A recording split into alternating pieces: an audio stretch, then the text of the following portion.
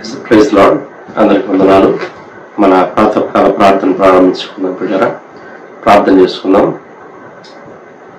పూజనీయుడా, పరిశుద్ధుడా, మహాగణుడా, మహోన్నతుడా, ధవలవర్ణుడా, రత్నవర్ణుడా యేసయ్య, మీకే స్తుతులు స్తోత్రాలు వందనాలు చెల్లించుకుంటున్నాం. నాయన, అతి శ్రేష్టమైనటువంటి మీ నామంలో మీ పాదముల యొద్ద ఈ విధంగా మేము చేరడానికి మాకు ఇచ్చినటువంటి గొప్ప భాగ్యం కొరకు మీ స్తోత్రాలు వందనాలు చెల్లించుకుంటున్నాం. నాయన, ఇదిగో ప్రభా, తెల్లవార్చుండగా మరి తండ్రి ప్రభా వేకునే మిమ్మల్ని స్తుతించుటకు, మిమ్మల్ని కనపరచుటకు దేవా మరి తండ్రి మీ వాక్యాన్ని ధ్యానించడానికి మాకు ఇస్తున్నటువంటి గొప్ప తరుణం కొరకు మీ స్తోత్రాలు వందనాలు చెల్లించుకుంటున్నాం.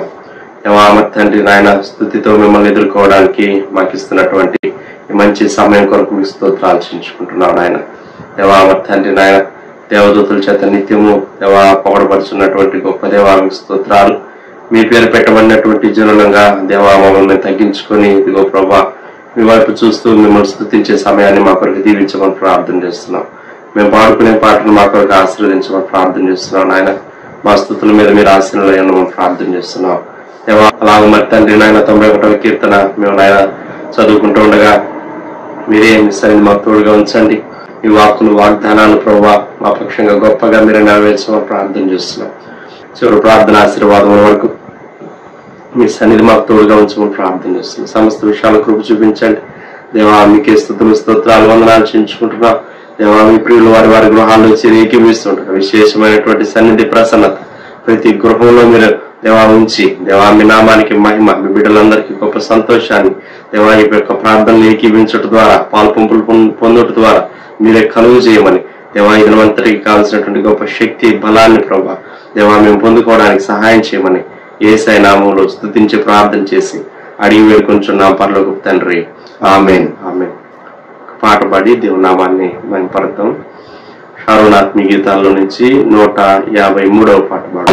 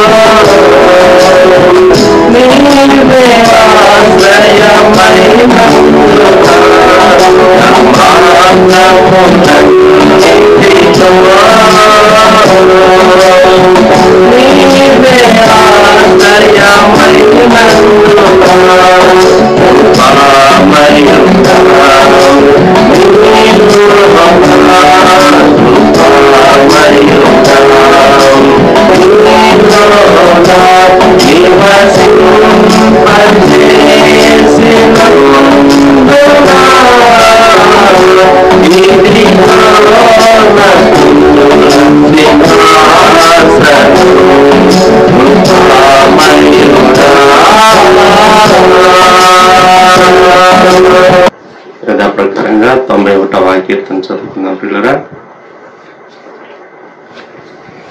మహోన్నతుని చాటున నివసించువాడే సర్వశక్తి నీడను విశ్రమించువాడు. మహోన్నతుని చాటున నివసించువాడే సర్వశక్తి నీడను విశ్రమించువాడు. ఆయనే నాకు ఆశ్రయము, నా కోట, నేను నమ్ముకున్న నా దేవుడని నేను యెహోవాని గురించి చెప్పుచున్నాను.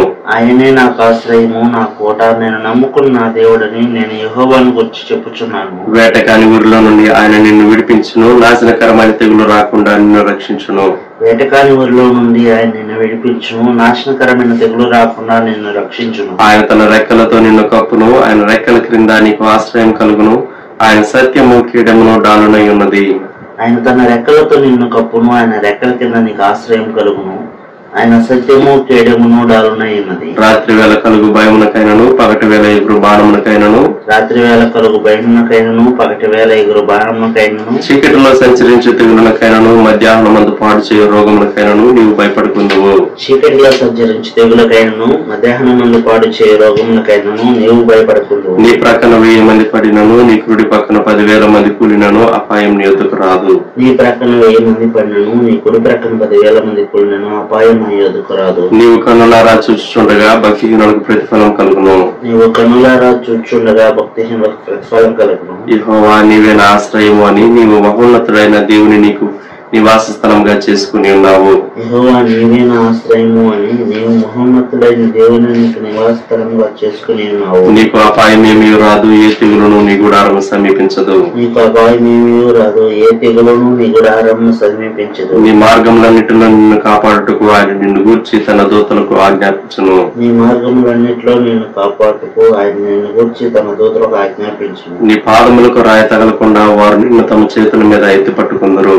నీ పాదములకు రాయి తగలకుండా వారిని తమ చేతుల మీద ఎత్తి పట్టుకుందరు. నీవు సింహములను నాగుపాములను త్రొక్కెదవు, కొదమ సింహములను భుజంగములను అనగద్రొక్కెదవు. నువ్వు సింహములను నాగుపాములను త్రొక్కెదవు, కొదమ సింహములను భుజంగములను అనగద్రొక్కెదవు. అతడు నన్ను ప్రేమించుచున్నాడు గనుక నేను అతన్ని తప్పించదను, అతడు నా నామం ఎరిగిన వాడు గనుక నేను అతని గణపరచదను. అతడు నన్ను ప్రేమించుచున్నాడు గనక నేను అతను తప్పించదను, అతడు నా నామము నెరిగినవాడు గనక నేను అతని గణపరచదను. అతడు నాకు మొరపెట్టగా నేను అతనికి ఉత్తరం ఇచ్చదను, శ్రమలో నేను అతనికి తోడై ఉండేదను, అతను విడిపించి అతని గొప్ప చేసేదను. అతడు నాకు మొర్రపెట్టగా నేను అతనికి ఉత్తరం ఇచ్చేదను, శ్రమలో నేను అతనికి తోడై ఉండేదను, అతని విడిపించి అతని గొప్ప చేసేదను. దీర్ఘాయువు చేత అతనిని తృప్తిపరచదను, నా రక్షణ అతనికి చూపించదను. దీర్ఘాయువు చేత అతని తృప్తిపరచెదను, నా రక్షణ అతనికి చూపించేదను. ఆమేన్. దేవుని వాక్యం విన్న పిల్లరా, దైవజనులు ప్రదాసత్ గారు వచ్చి మనకు దేవుని వాక్యాన్ని అందిస్తారు. The book of Exodus, chapter 17, first 7 verses. నిర్గమ 17 మొదటి 7 వచనాలు.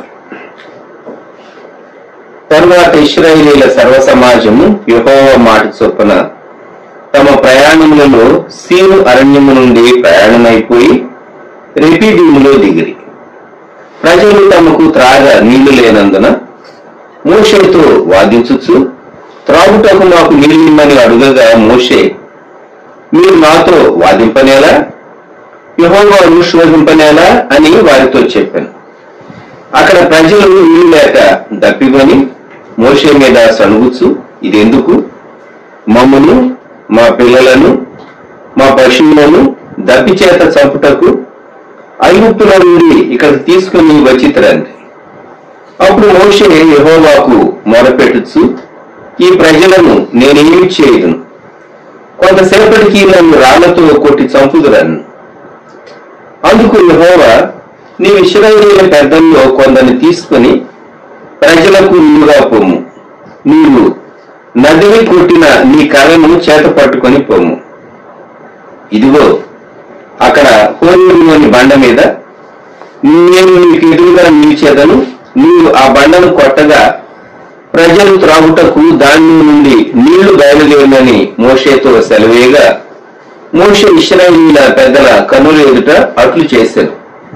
అప్పుడు ఇశ్రాయేలీయులు చేసిన వాదమును బట్టి యెహోవా మన మధ్య ఉన్నాడో లేడో అని వారు యెహోవాను శోధించటాన్ని బట్టి అతడు ఆ చోటికి మస్సా అనియు మేరీబా అనియు పేర్లు పెట్టెను. ఇదేమో 3 పదాలు మనం జ్ఞాపకం పెట్టుకున్నాం. మొదటిది రెఫీదీము, రెండవది మస్సా, మూడవది మేరీబా. వారు దిగినటువంటి మజిలి రెఫీదీము. అక్కడ ఆ చోటికి 2 పేర్లు పెట్టబడి, ఒకటి మస్సా, ఇంకోటి మేరీబా. రెఫీదీము, మస్సా, మేరీబా. ఇశ్రాయేలీయులు సీను అరణ్యం నుండి బయలుదేరిన తర్వాత రెఫీదీముకు వచ్చినట్టు నిర్గమకాండంలో చూస్తూ ఉన్నాం. గాని సంఖ్యాకాండం 38వ అధ్యాయంలోనికి మనం వెళ్ళినప్పుడు 12వ వచనం నుండి, సంఖ్యాకాండం 33:12 నుండి సీను అరణ్యంలో నుండి బయలుదేరి దోపకాలో దిగిరి, దోపకాలో నుండి బయలుదేరి ఆలుష్లో దిగిరి, ఆలుష్లో నుండి బయలుదేరి రెఫీదీములో దిగిరి, అక్కడ జల్లు త్రాగుటకై నీరు లేకపోయాను అని సంఖ్యాకాండంలో చూస్తాం. కనుక 2 స్థలాలు, ఒకటి దోపక, 2 ఆలుష్. ఈ స్థలాల గురించి నిర్గమకాండంలో వ్రాయబడలేదు. అక్కడ ఏ ప్రత్యేకమైన సంఘటన జరగలేదు. దోపక అనేటటువంటి హిబ్రూ పదానికి అర్థము దాటి వెళ్ళుట అని అర్థం.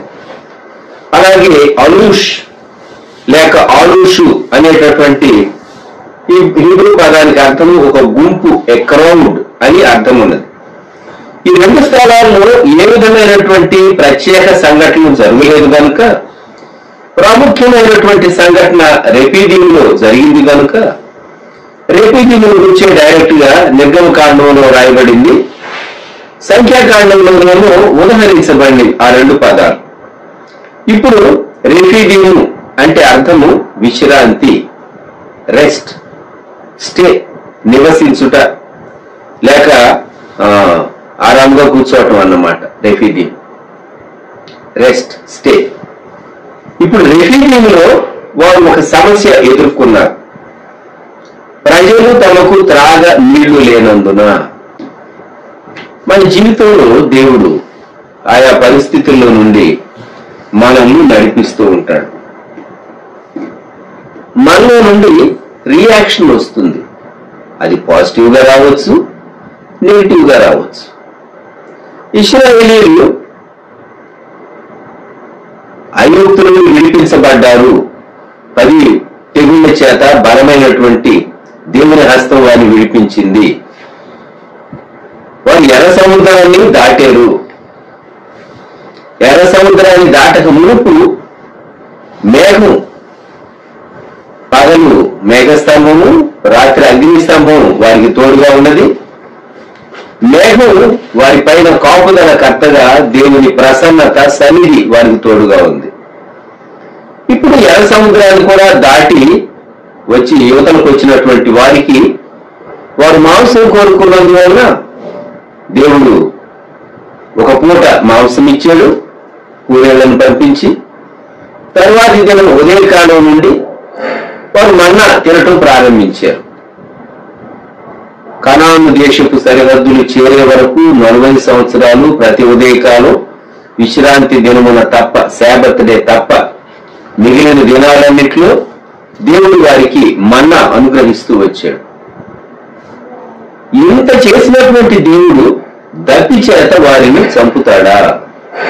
ఇది వారు ఆలోచించుకోవాల్సినటువంటి ప్రశ్న. దప్పిని చేత వారిని చంపుతాడా? 2వ వచనం, మోషేతో వాదించుచు త్రాగుటకు మాకు నీళ్ళిమ్మని అడుగగా.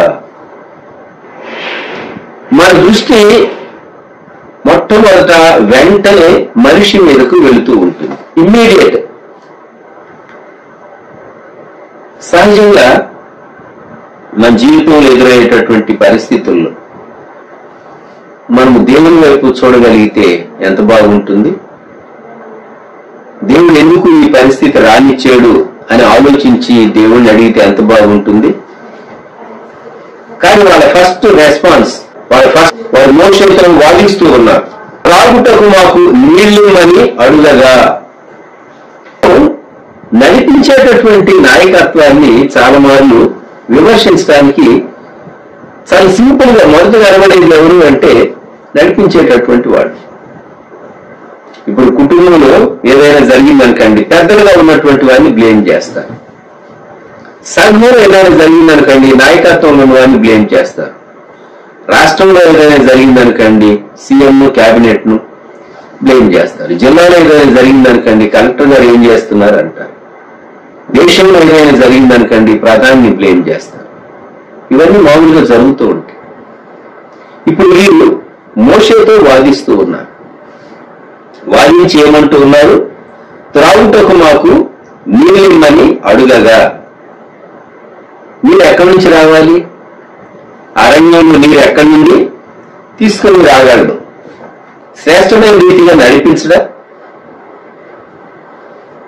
ఆయన ఐగుప్తులను విడిపించింది ఇశ్రాయేలీయులను చంపటానిక? మోషే అని అంటున్నారు వాళ్ళు, మమ్మల్ని చంపడానికి తీసుకొచ్చావు. చంపటం అనేది ఐగుప్తు రాజు ఫరో యొక్క పని. పనులు చేయించి చేయించి చేయించి చంపాడు వాళ్ళని. ఇప్పుడు మోషే విడుదల కలిగించడానికి దేవుని సాధనమైనటువంటి మోషే మీద వారు సగటు మొదలుపెట్టినప్పుడు మోషే చేసినటువంటి 4వ వచనం, అప్పుడు మోషే యెహోవాకు మొరపెట్టు. మోషే యొక్క రెస్పాన్స్, రియాక్షన్ మనం చూస్తాం. అంతేకాదు ఆ ప్రజలు ఇంకా కొంతసేపు ఉంటే ఏమో చేయబోయేటట్టుగా మోషేకి అర్థమవుతుంది. అందుకని మోషే సిన్సియర్ గా ప్రార్థన చేశాడు, ఈ ప్రజలను నేనేమి చేయదును, కొంతసేపటికి నన్ను రాళ్లతో కొట్టి చంపుదురు. రాళ్లతో కొట్టి చంపటం ఈ రోజుల్లో విమర్శించటం అని అనుకోండి.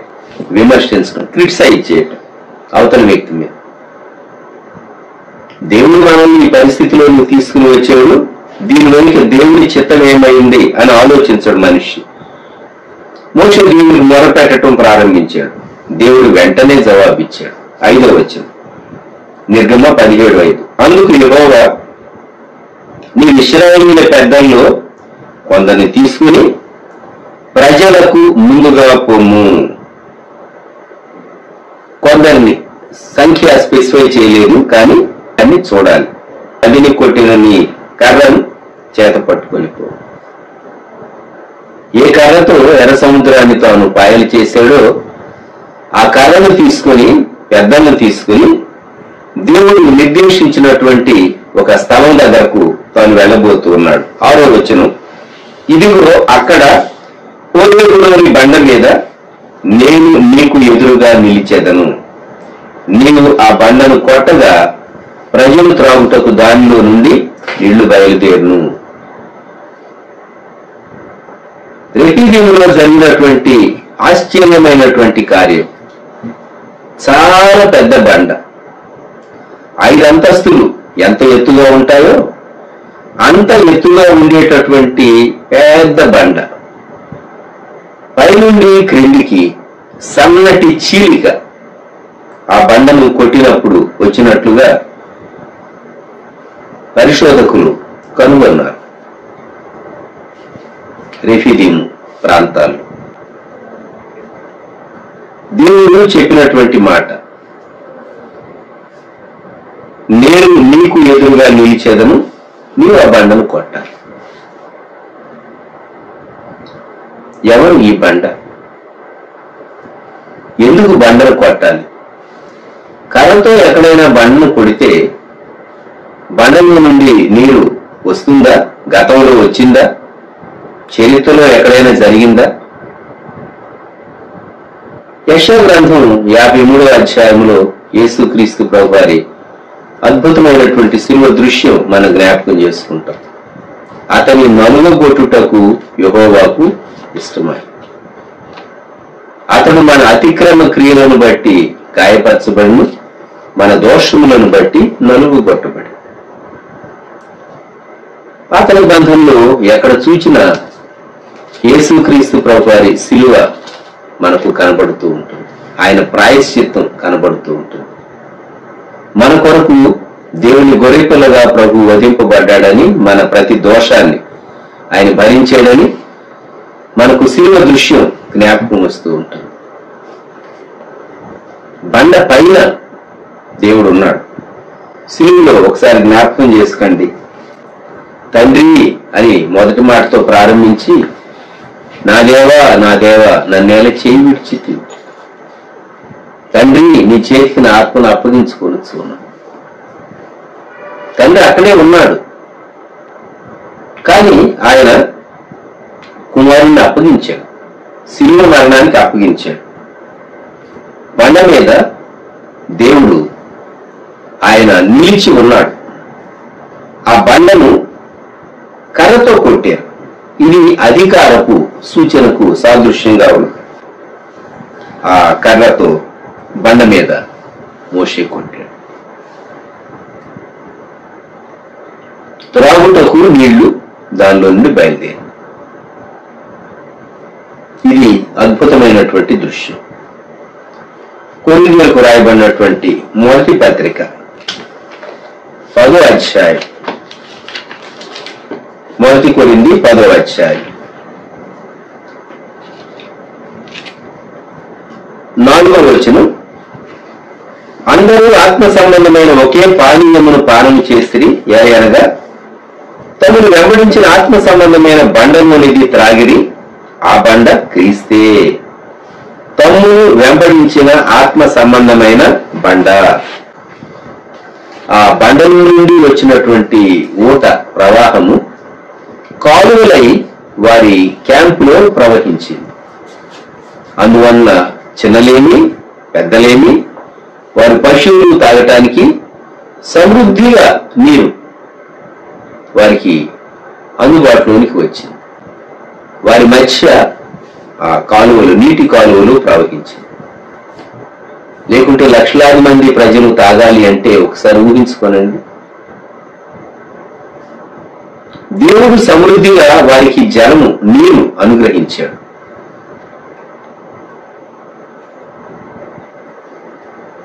వచ్చిన అప్పుడు ఇశ్రాయేలీయులు చేసిన వాదమును బట్టి యెహోవా మన మధ్య ఉన్నాడో లేడో అని వారు యెహోవాను శోధించటను బట్టి అతడు ఆ చోటికి మస్సా అనియు మెరీబా అనియు పేర్లు పెట్టారు. ఈ 2 పదాలు మనం జ్ఞాపకం పెట్టుకుందాం. ఒకటి మస్సా, 2 మెరీబా.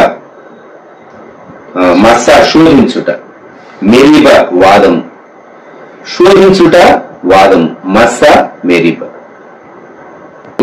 ఈ స్థలంలో జరిగినటువంటి వృత్తాంతం, ఇశ్రాయేలీయులు దేవుని శోధించారు, మోషేతో వాదించారు. మోషేతో వాదించడం, ఆర్గ్యూ చేస్తాం, మనం దేవుణ్ణి శోధిస్తాం. దేవుడు ఈ సంఘటన ద్వితీయోపదేశకాండంలో దాదాపు వారి యాత్ర అంతా పూర్తయి వాగ్దాన దేశానికి వారు వెళ్ళకమునుపు ద్వితీయోపదేశకాండంలో మోషే వాళ్ళను కూర్చోబెట్టి పాత సంగతులన్నీ గుర్తు చేస్తూ క్రొత్త తరం వారికి ముమ్మారు ఈ విషయాలు జ్ఞాపకం చేశాడు. ద్వితీయోపదేశకాండం 6వ అధ్యాయం 16వ వచనం. మీరు మస్సాలో మీ దేవుడైన యెహోవాను శోధించినట్లు ఆయనను శోధింపకూడదు. అలాగే 9వ అధ్యాయం 22వ వచనం.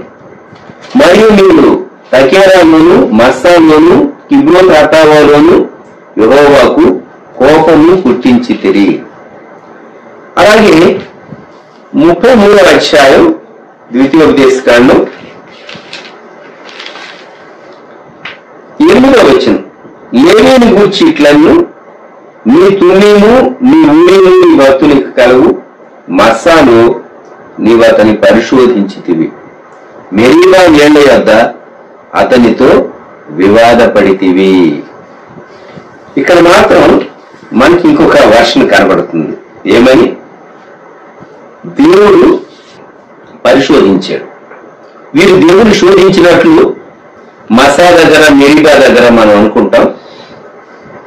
అయితే భక్తుని నీవు దేవా శోధించావు, నీవు పరిశోధించావు, నీవు అతనితో వివాదపడ్డావు అని మోషే, దైవజనుడైనటువంటి మోషే చివరిలో ఇశ్రాయేలీయులను దీవించినప్పుడు లేవీ గోత్రాన్ని గురించి తాను దీవిస్తూ చెప్పినటువంటి మాట. ఈ ద్వితీయోపదేశకాండంలోని ఈ భాగాలు, నీవు దేవుని శోధింపకూడదు అని చెప్పినటువంటి భాగాలు సాతానుకు చాలా భయం. ఎందుకు భయం అంటే, దేవుడు శరీరధారిగా భూమికి వచ్చినప్పుడు, ప్రభు అయినటువంటి యేసుక్రీస్తు వారు శరీరధారిగా ఉన్నప్పుడు, ఆయన 40 దినములు ఆయన శోధింపబడినప్పుడు, మత్తయి 4వ అధ్యాయం 1వ వచనం. అప్పుడు యేసు అపవాది చేత శోధింపబడ్డ ఆత్మ వల్ల అరణ్యమునకు కొనిపోబడెను. ఈ 3 విధాలైనటువంటి శోధనల్లో ప్రభు చెప్పినటువంటి మాట 7వ వచనం. ప్రభు అయిన నీ దేవుడు నీవు శోధింపవలదని మరి ఒక చోట వ్రాయబడి ఉన్నది. ప్రభు యెహోవైన నీ దేవుని శోధింపకూడదు. ఈ మాట ద్వితీయోపదేశ కాండంలో నుండి యేసు ప్రభు వారు జ్ఞాపకం చేశాడు. అతన ద్వితీయోపదేశ కాండం అనేటటువంటి పుస్తకం డ్యూటెరానమీ అంటే నీకు భయం. ఎందుకంటే నీవు దేవుని శోధింపకూడదని వ్రాయబడింది. నువ్వు యేసుక్రీస్తు ప్రభువును శోధించి ఓడిపోయావు అని ఒక భక్తుడు ద్వితీయోపదేశ కాండం గుర్చి తాను రాశాడు. దేవుని శోధించుట, ఈ మస్సా అనేటటువంటి పదం యొక్క అర్థం శోధించుట, మేరీబా ఏమో వివాదం.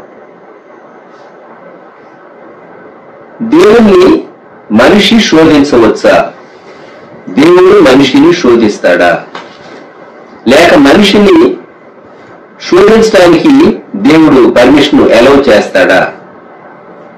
మలాకీ గ్రంథంలో మాత్రం 3వ అధ్యాయంలో 10వ వచనం మనం చదువుతూ ఉంటాం మామూలుగా. దీన్ని చేసి మీరు నన్ను శోధించిన ఎడల అని దేవుడు చెప్పాడు. ఆ సందర్భం ఏంటంటే, మీరు అర్పణలను, దశమ భాగాలను నా సన్నిధిలోని తీసుకుని వచ్చి మీరు అర్పించండి. దీన్ని చేసి మీరు నన్ను శోధించిన ఎడల పట్టజాలంత విస్తారంగా దీవెనలు ఇస్తానని మలాకీ గ్రంథం 3వ అధ్యాయం 10వ వచనం. నా మందిరంలో ఆహారం ఉండినట్లు 10వ భాగం అంతా మీరు నా మందిరపు నిధిలోని తీసుకుని రండి. దీన్ని చేసి మీరు నన్ను శోధించిన ఎడల నేను ఆకాశపు వాకిళ్లను విప్పి పట్టజాలంత విస్తారంగా దీవెనలు కుమ్మరించేదనని సైన్యములకు అధిపతి యెహోవా సెలవిస్తున్నాడు. ఇక్కడ మాత్రం దేవుడు తనను శోధించడానికి పర్మిషన్ ఇచ్చాడు. న్యాయాధిపతుల గ్రంథంలో దేవుని ఏర్పాటులో ఉన్నటువంటి గిద్యోను తాను గానుగ చాటును గోధుమలను దూడగొట్టుకుంటూ ఉంటే దేవుని దూత కనిపించి పరాక్రమ గల బలాఢ్యుడా యెహోవా నీకు తోడై ఉన్నాడని చెప్తే, మాకెలాగ తోడై ఉన్నాడు అది ఇది మాట్లాడి ఆ తర్వాత తాను ఒక టెస్ట్, ఒక సూచన దేవుణ్ణి అడిగాడు. నేను వెళ్ళి అర్పణ సిద్ధం చేసి వచ్చే వరకు ఒక సూచన కనుపరచు. న్యాయాధిపతులు 6:17 నాయనని నీ కటాక్షం కలిగిన ఎడల నాతో మాట్లాడుతున్న వాడిని నీవే అని నేను తెలుసుకున్నట్లు ఒక సూచన కనుపరచు అని అర్పణ ఇచ్చే వరకు ఉండమన్నాడు. అర్పణ తీసుకుని వచ్చాడు. దేవదూత వెయిట్ చేశాడు.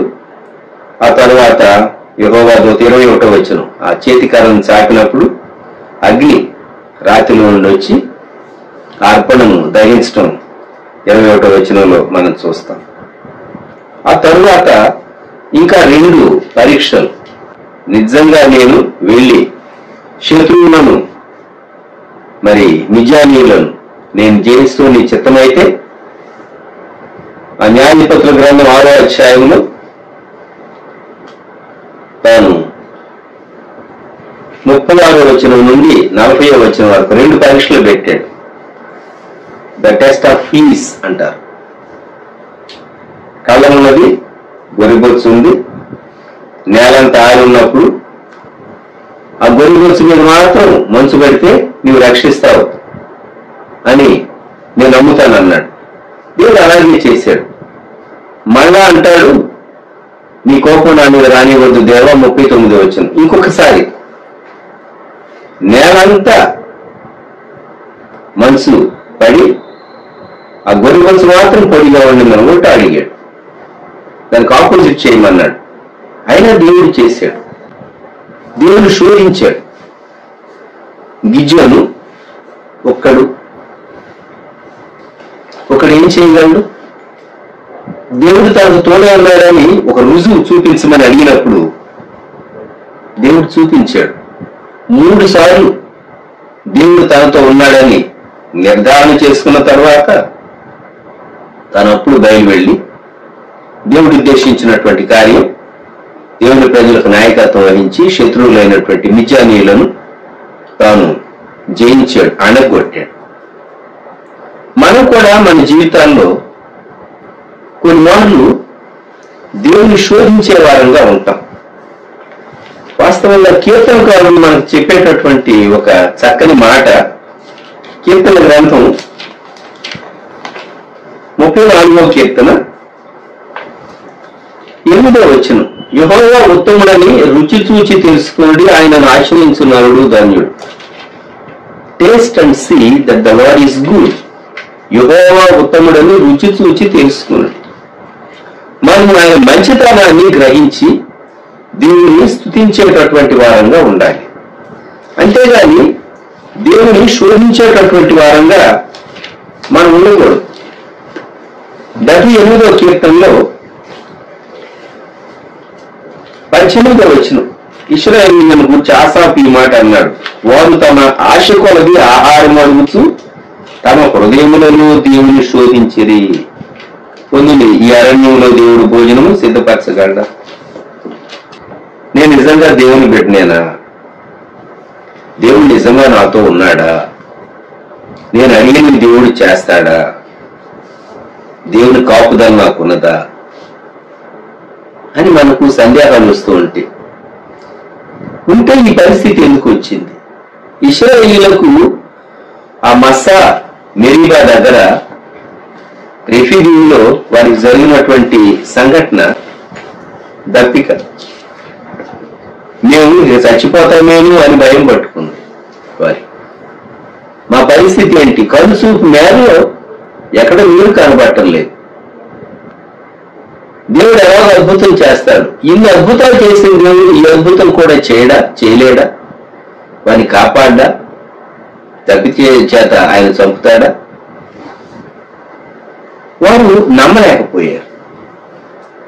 కొన్నిసార్లు మనుషులు దేవుని ఎలా శోధిస్తారంటే, దేవా నీవు ఫలాని స్థలంలో ఫలాని విధంగా నీవు ఈ కార్యాన్ని చేయాలి అని దేవుని చాలా ఇబ్బంది పెడుతూ ఉంటాం. మనం దేవునికి మనమే టైము, తర్వాత ప్లేసు, తర్వాత పద్ధతి, మేనర్.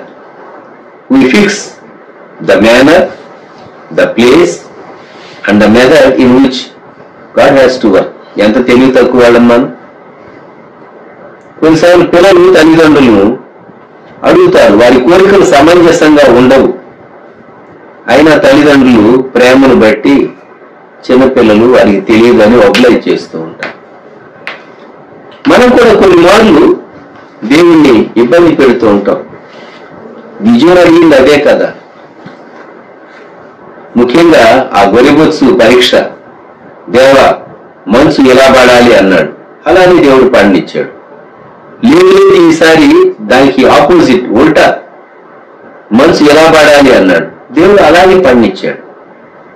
ప్రకృతిని కూడా వ్యక్తి కొరకు, తన బిడ్డల కొరకు దేవుడు అద్భుతమైన రీతిగా వారు అడిగినట్లుగా మార్చినటువంటి దేవుడు. మనం దేవుని శోధించకూడదు. నీ దేవుడైన యెహోవాను నీవు శోధింపకూడదు. ఎందుకు అంటే ముమ్మారు ద్వితీయోపదేశ కాండంలో వాగ్దాన దేశంలోనికి వెళ్ళక ముందు ఈ జనాంగం దేవుని ఎలా శోధించారో మోషే జ్ఞాపకం చేశాడు. మనం సూచన అడుగుతూ ఉన్నాము అంటే దేవుని శోధించినట్లే.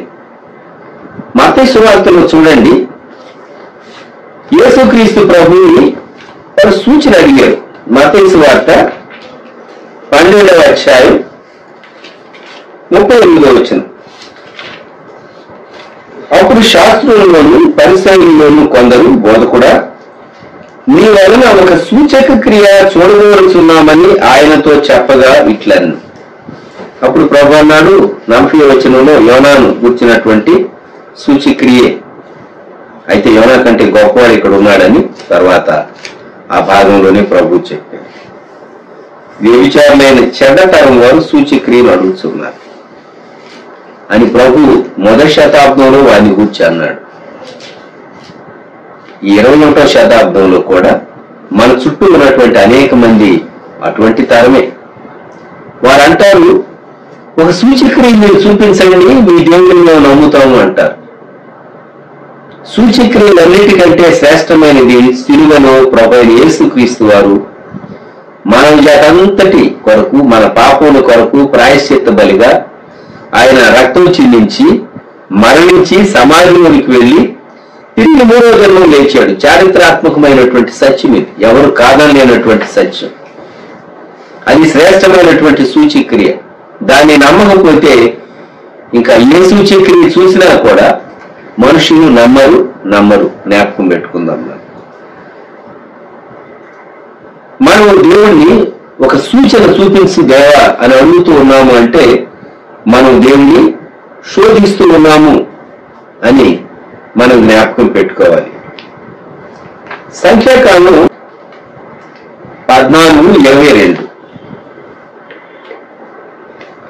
వాగ్దాన విషయానికి వెలుగుని వారిని పంపిస్తే ఆ వెలుగుని వారు 10 మంది తెచ్చిన చెడ్డ సమాచారం నమ్మారు కానీ ఇద్దరు తెచ్చినటువంటి మంచి సమాచారం నమ్మక ఏడ్చినప్పుడు ఆ సందర్భంలో సంఖ్యాకాండం 14వ అధ్యాయం అర్ధరాత్రి ఇశ్రాయేలీయుల సమాజం ఎలుగెత్తి కేకలు వేసినప్పుడు దేవుడు ఏమన్నాడో తెలిసిన 22వ వచనం, నేను ఐగుప్తులోను అరణ్యంలోను చేసిన సూచక క్రియలను నా మహిమను చూచిన ఈ మనుష్యులందరూ ఈ 10 మార్లు నా మాట వెనక నన్ను పరిశోధించేది.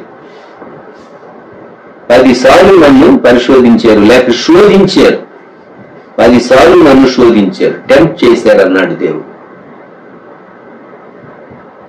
కొన్నిసార్లు తల్లిదండ్రులు తలబట్టు కూర్చుంటారు. ఎందుకన్నామా ఈ పిల్లల్ని ఊర్లోకి వెళ్ళి తలెత్తు తిరగలేకపోతున్నాం? ఎందుకు? తల్లిదండ్రులకు అగౌరవం కలిగినప్పుడు, కుమారులకు లేక కుమార్తెలు చేసినటువంటి కార్యాలు అవి కుటుంబ గౌరవానికి భంగం కలిగించినప్పుడు తల్లిదండ్రులు బయటికి వెళ్ళటానికి చంపుతారు, తెలిసిన వాళ్ళతో మాట్లాడటానికి చంపుతారు. ఒకవేళ ఆ కుమారుణ్ణి కుమార్తెని గురించి మాట్లాడిన ఆ టాపిక్ వద్దులేండి అంటారు. ఎందుకని? అది బాధాకరమైంది. ఇక్కడ ఈ ప్రజలను ఇంతగా దేవుని విడిపిస్తే తన మహిమ కొరకు ఆయన విడిపించినటువంటి ప్రజలు 10 మార్లు దేవుని శోధించారు. మనం మన జీవితాల్లో దేవుని శోధించకూడదు, జ్ఞాపకం పెట్టుకుందాం. అంతేకాదు దేవుని కృపను ప్రక్కన పెట్టేసేసి మనం కొన్ని మార్లు ధర్మశాస్త్రాన్ని ఇంపోర్ట్ చేయడానికి ప్రయత్నం చేస్తాం, ధర్మశాస్త్రాన్ని రుద్దటానికి ప్రయత్నం చేస్తాం, ధర్మశాస్త్ర కాడిని పెట్టడానికి ప్రయత్నం చేస్తాం. అపోస్తల కార్య గ్రంథం 15వ అధ్యాయంలో యెరూషలేములో కౌన్సిల్ జరిగినప్పుడు యెరూషలేము సభలో పేతురు ఈ మాట అన్నాడు. 10వ వచనం, మన పితరులైనను మనలైనను మోయలేని కాడి శిష్యుల మెడ మీద పెట్టి మీరెందుకు దేవుని శోధించుతున్నారు? ప్రభువైన యేసు కృప చేత మనము రక్షణ పొందుదుమని నమ్ముతున్నాము కదా, అలాగే వారు రక్షణ పొందుదురు అని. వారు అంటే అన్యులు అన్నమాట. వారు అంటే అన్యులు, విశ్వసించినటువంటి వారు. సమస్య ఏంటి అంటే 15వ అధ్యాయం 5వ వచనం, పరిసయ్యుల తెరలలో విశ్వాసులైన కొందరు లేచి అన్యజనులకు సున్నతి చేయింపవలనని మోషే ధర్మశాస్త్రమును గైకొనుడని వారికి ఆజ్ఞాపింపవలెనని చెప్పిరి. సున్నతిని గురించినటువంటి వివాదం వచ్చింది. వారు మొదట అన్యులైనటువంటి వారు సున్నతి పొందుట ద్వారా యూద మత ప్రవిష్టులై అప్పుడు మాత్రమే వారు యేసుక్రీస్తు ప్రభువును అంగీకరించిన వారుగా లెక్కింపబడతారు అని సున్నతి సంబంధమైనటువంటి కాడి, యోక్, బరువైనటువంటి కాడి, సెరిమోనియల్లా వీరి మీద పెట్టాలని ఒక వాదం ఆ రోజుల్లో వచ్చింది. అందుకే యెరూషలేము కౌన్సిల్లో పేతురు వారితో మాట్లాడుతూ మనం ఇటువంటి కాడి వీరి మీద మోపకూడదు అన్నాడు. కనుక దీని కృపను మనం సరైన రీతిగా అర్థం చేసుకోవాలి. కొంతమంది ధర్మశాస్త్రం దాని వైపే చూస్తారు, కృపను వారు తక్కువ అంచనా వేస్తారు. ఇక్కడ మోయలేని బరువైనటువంటి కాడి, మనం గాని మన పిత్తలు గాని మోయలేనటువంటి ధర్మశాస్త్రం అంతటి చొప్పున వీళ్ళు చేయగలరా? చేయలేరు. ఎందుకంటే ధర్మశాస్త్ర విధులు చాలా ఉన్నాయి, ఎన్నో ఉన్నాయి. ఆ ఒక్కటి పట్టుకుని సున్నతి అనే అటువంటి దాన్ని మీరు యేసు ప్రభు నమ్మితే మీరు మొదటి సున్నతి పొందాలి అనేటటువంటిది అది మనము ఇన్సిస్ట్ చేయకూడదు అని పేతురు మొదటి శతాబ్దంలో చాలా స్పష్టం చేశాడు జెరూసలేం కౌన్సిల్. మనం మన జీవితాల్లో కృపను సరైన రీతిగా అర్థం చేసుకోవటానికి ప్రయత్నిద్దాం.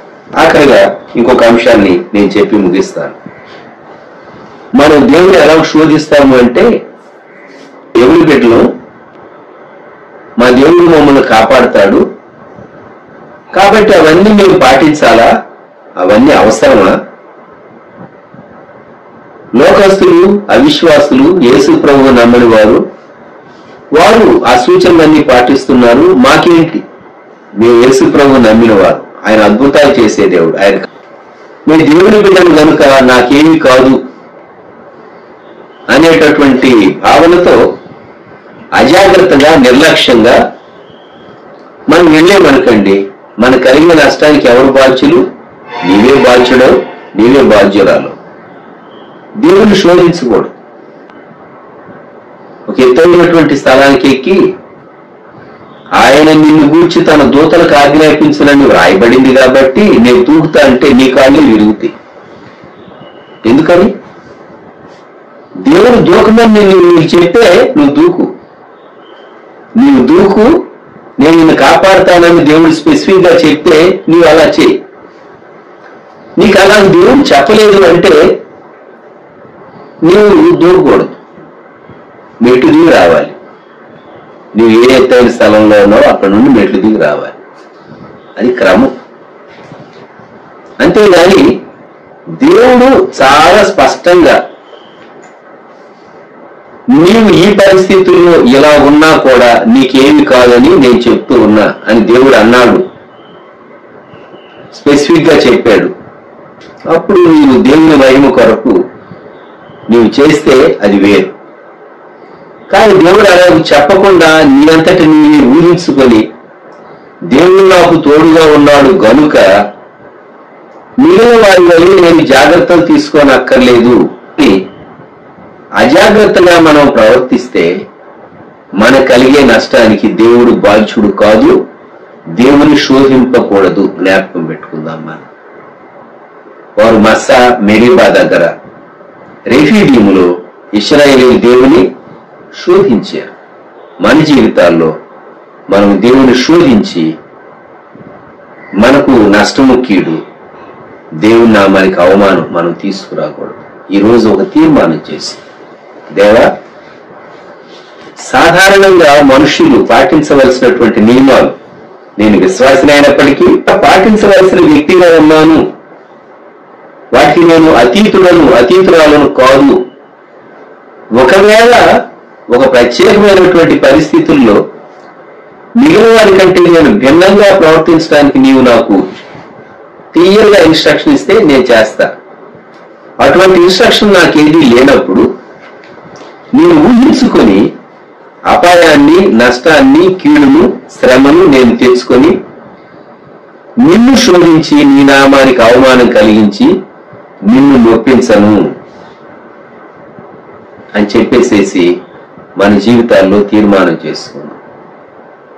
మోషేతో వాదించారు, దేవుని శోధించారు.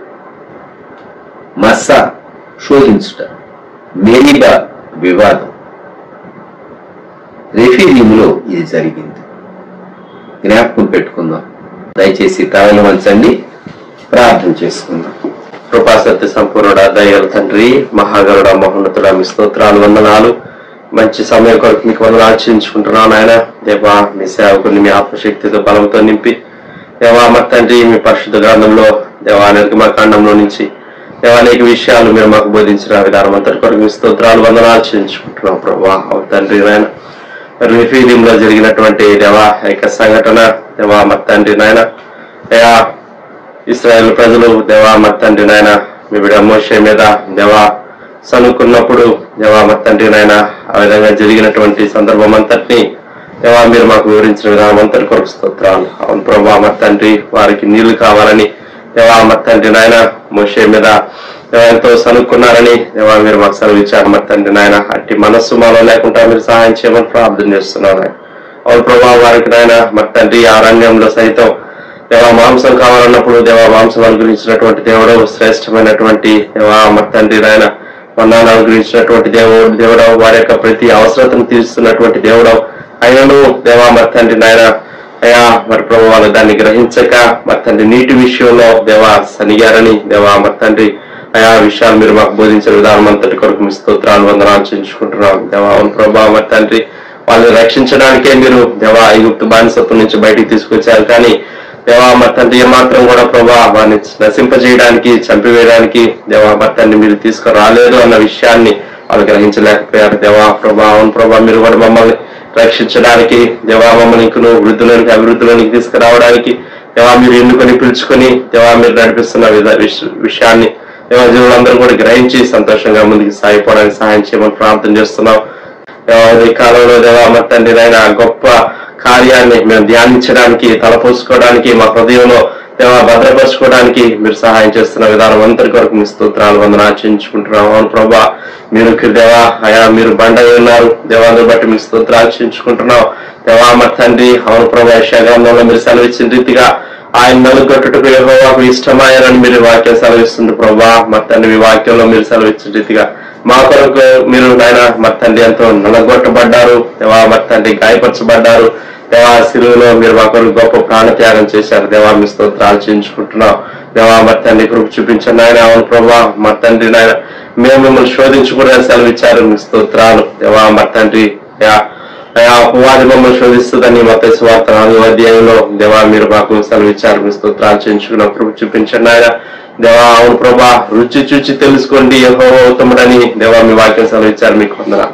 మా అనుభవపూర్వకంగా మీ వాక్యంలో నుంచి దేవా మరి తండ్రి ఆ రీతిగా నాయన మేము కూడా మిమ్మల్ని రుచి చూచి తెలుసుకోవడానికి సహాయం చేయండి ఆయన. అంతే తప్పితే ఏమాత్రం నాయన అయా మా యొక్క అశ్రద్ధ చేత మా యొక్క నిర్లక్ష్యం చేత మా యొక్క మరి తండ్రి అయా జ్ఞానం లేనటువంటి పరిస్థితిని బట్టి దేవా వాక్య అనుభవం లేనటువంటి పరిస్థితిని బట్టి ఏమాత్రం మిమ్మల్ని శోధించక దేవా మిమ్మల్ని మీ మీద సనుక్కునేటువంటి వారంగా ఏమాత్రం ఉండకుండా మాకు సహాయం చేయమని ప్రార్థన చేస్తున్నాం ఆయన దేవా. మిమ్మల్ని కానీ మీ సేవకులనే కానీ ఏమాత్రం కూడా నాయన మేము నాయన శోధించేటువంటి వారంగా ఉండకుండా మాకు సహాయం చేయమని ప్రార్థన చేస్తున్నాం. మీ వాక్యం మమ్మల్ని భద్రపరచుకోవడానికి సమస్త విషయాల్లో సహాయం చేయండి. విషయాల్లో కృప చూపించండి ఆయన. ఇదిగో ప్రభావ వెతబడినటువంటి వాక్యాన్ని మీరే మా హృదయాల్లో నీరు గట్టి ఫలింపజేయమని ప్రార్థన చేస్తున్నాం దేవా మరి తండ్రి. మా కొరకు ఎట్టి గొప్ప కార్యాలైనా మీరు చేయడానికి శక్తివంతులు సమర్థులని దేవా మీ వాక్యం నుంచి మీరు మాకు సెలవిచ్చారు. మీ స్తోత్రాలు చేయించుకుంటున్నాం.